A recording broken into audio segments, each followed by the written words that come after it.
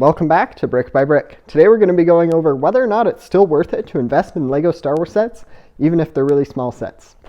So this one right here is probably the smallest LEGO Star Wars set in my collection. This is a Microfighter set 75295, the Millennium Falcon. It's got the Han Solo minifigure and of course the Millennium Falcon build. And I was able to get these for $7.99, they MSRP for $10, I believe.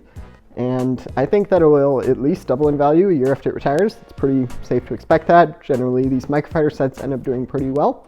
So if you're able to get this set or similar ones when they go on sale, especially if they're LEGO Star Wars, that will likely end up being a pretty great investment.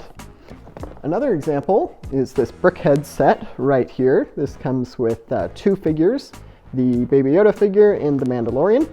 It's got 295 pieces, set number 75317, and I was able to get these sets for a really good deal during Prime Days, and I think it's going to do really well. I could see it, similar to the other one, doubling value year after it retires, and it's also got some great minifigures, or some great figures in it, the Mandalorian and Baby Yoda, so I think that's going to help add a lot to its value. Then next up we've got this battle pack right here. So this one has already retired, hasn't been retired for too long, but it is set number 75267. It's got 102 pieces, the Mandalorian Battle Pack.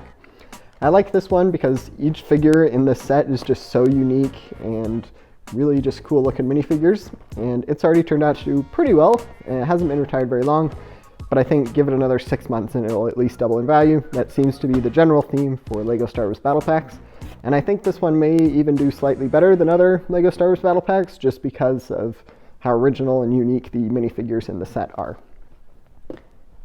Next up, we have this battle pack right here. This one has also been retired for a little while, the Sith Troopers Battle Pack. It's similar to the other one, got 4 minifigures, but in this case, the 3 Sith Troopers and then like an officer figure. And so it's got 4 minifigures and just the one build. And I was able to get these for a pretty great deal. And generally, LEGO Star Wars sets are great investments to add to your investing portfolio. They are a very safe investment if you wanted to get started in LEGO investing and may not have a super high budget. I would recommend getting LEGO Star Wars Battle Packs, or for even cheaper, getting a individual LEGO Microfighter set. Both are great choices to start investing in LEGO if you may not have a super high budget. Thank you for watching. This has been Brick by Brick.